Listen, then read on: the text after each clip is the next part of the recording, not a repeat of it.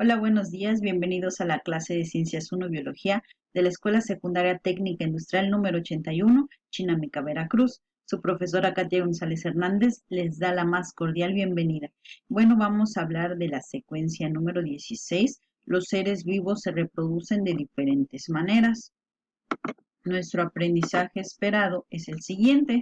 Compara la diversidad de formas de nutrición, relación con el medio y reproducción. Identifica que son resultado de la evolución. Ya en temas anteriores vimos acerca de la diversidad, de la nutrición y la relación con el medio. En este caso nos toca hablar de la reproducción. Tenemos que saber que existen dos tipos de reproducción, la asexual y la sexual.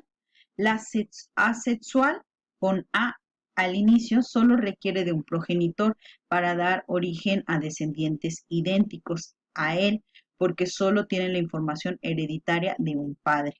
En este caso, solamente un organismo se necesita para producirse la reproducción asexual.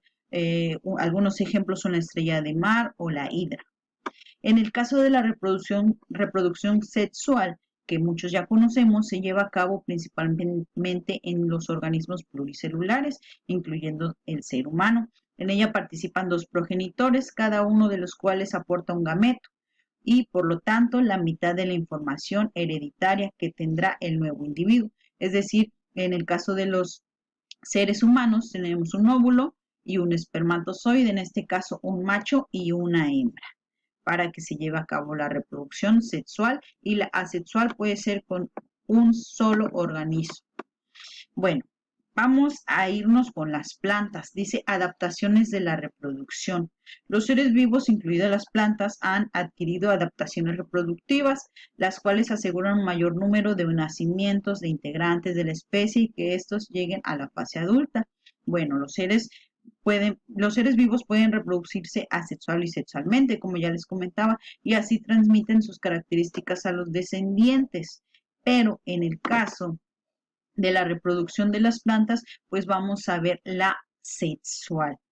¿Por qué? Porque también los organismos, o en este caso las plantas, también tienen reproducción sexual.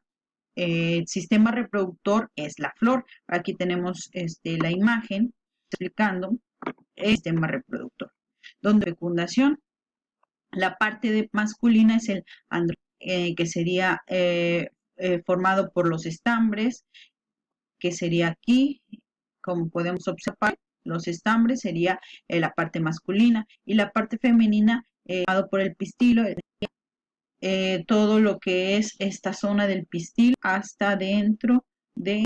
Entonces, esta es la zona masculina, y los estambres y el pistil. Entonces, si tenemos ya un órgano con masculino y femenino, recuerden que se necesita para hacer la reproducción sexual. En este caso ya sería una fecundación. Dice, para que la fecundación se lleve y se origine una nueva planta, el polen debe llegar a las anteras, al estigma de otra flor o de la misma. Los filamentos de cada estambre. Entonces, los estambres, y dentro de ellos aquí tenemos estos puntitos amarillos que alcanzan a ver que son las anteras. Nos dice que para que se lleve a cabo la antera, perdón, la fecundación, el polen debe llegar a las anteras, al estigma de otra flor.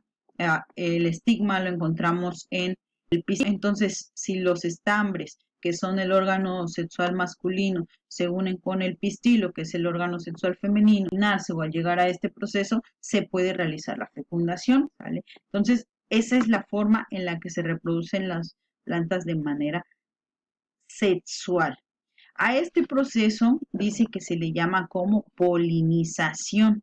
Yo sé que hemos escuchado muchísimo esa palabra, la polinización, que también la realizan otros organismos. Por ejemplo, ¿qué nos dice otras formas de polinización? Las abejas, los colibríes, las mariposas, algunos insectos.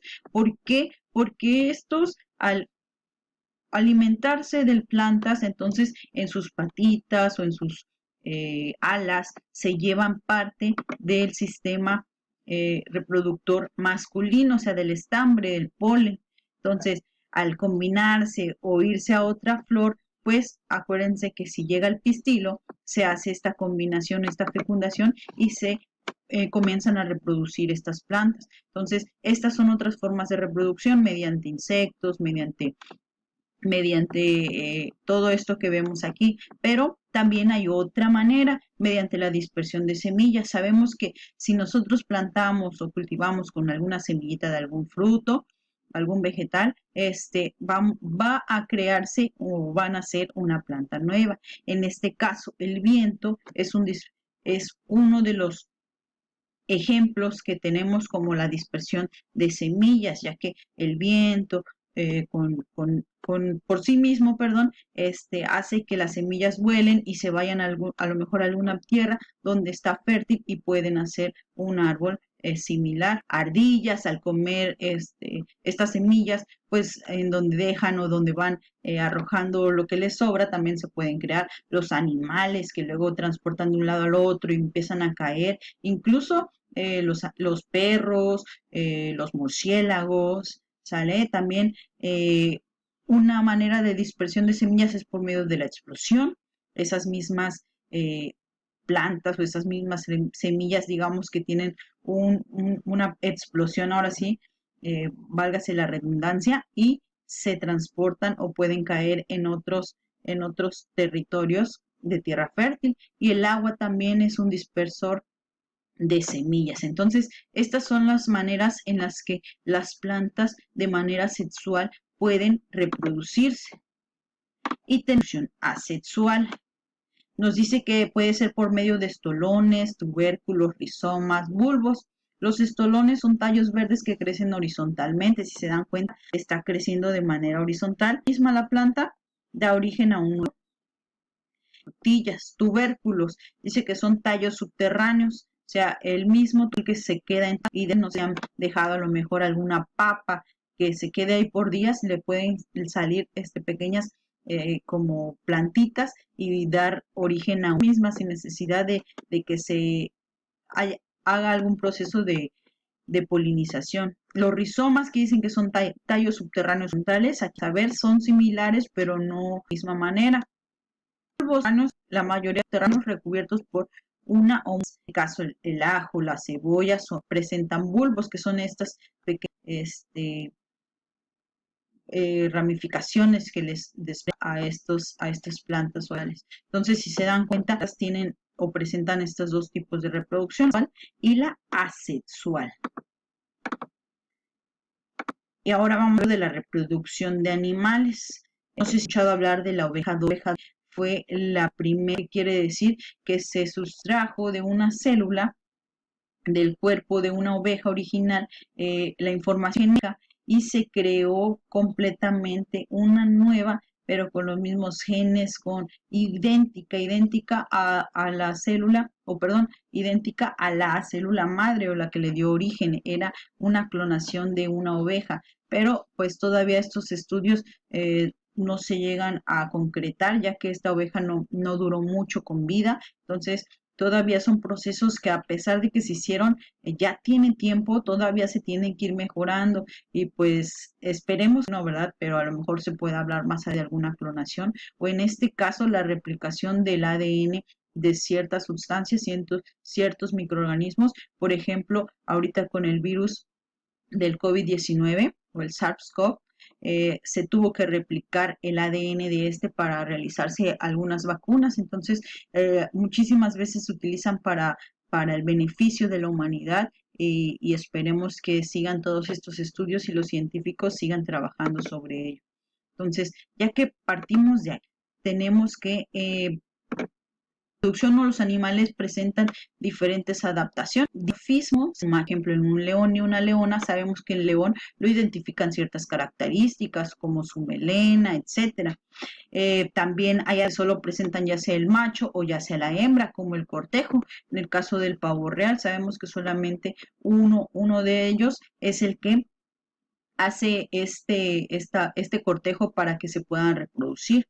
El celo, que no sé si han escuchado o ustedes se dan cuenta cuando los perros andan en celo, que son los más comunes, es cuando tienen esa necesidad o su cuerpo pide eso de reproducirse. Y pues la migración es otra adaptación, en este caso las mariposas monarcas vienen de lo frío a lo caliente, a Morelia, Michoacán. ¿Para qué? Para poder reproducirse y que puedan crearse más organismos de esa misma especie. Entonces, estas son adaptaciones que se han ido desarrollando. Todo esto es a través de la evolución de millones de años o varios años. Dice que también hay adaptaciones reproductivas relacionadas con la fecundación.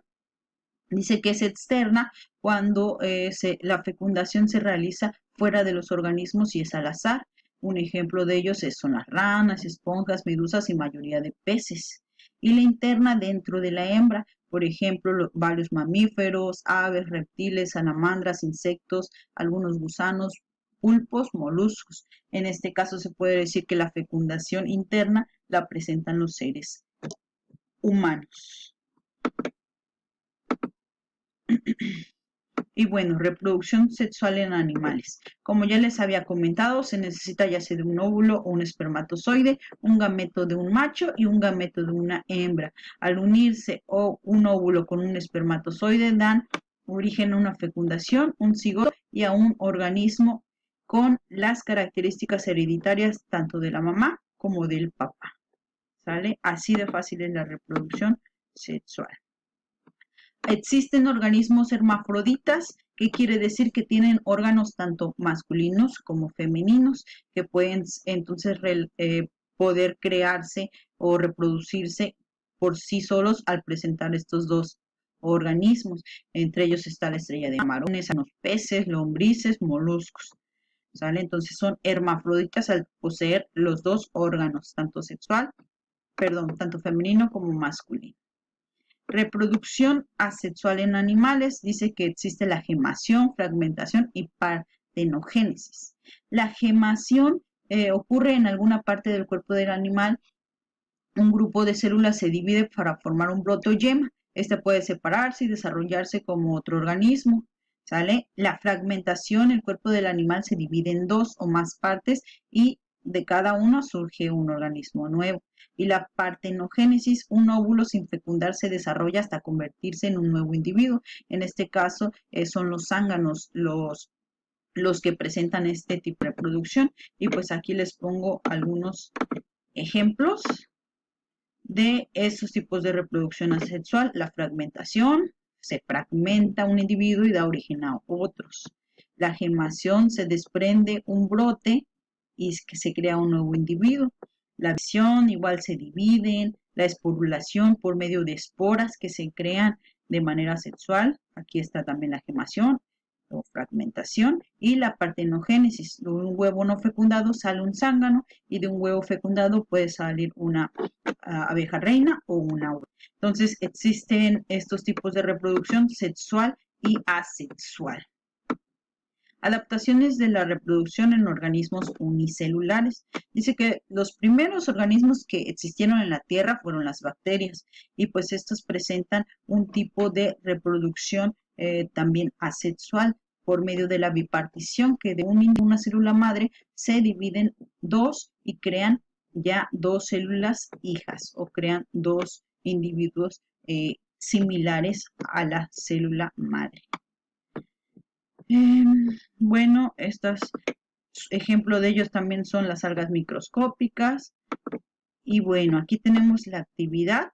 ¿Qué es lo que vamos a hacer? Pues leer esta secuencia de la página 60 a la 167 del libro y vamos a dibujar 3 ejemplos de plantas o vegetales con reproducción sexual y 3 con asexual, así como 3 animales con reproducción sexual y 3 organismos vivos con reproducción asexual. Entonces, en total serían 12 dibujos, ¿sí?, para realizar en esta actividad acerca de la reproducción sexual y asexual en plantas, animales y microorganismos o seres vivos. De mi parte es todo. Cualquier duda, nos vemos en la clase, en la videollamada, y estoy a sus órdenes vía WhatsApp. Gracias.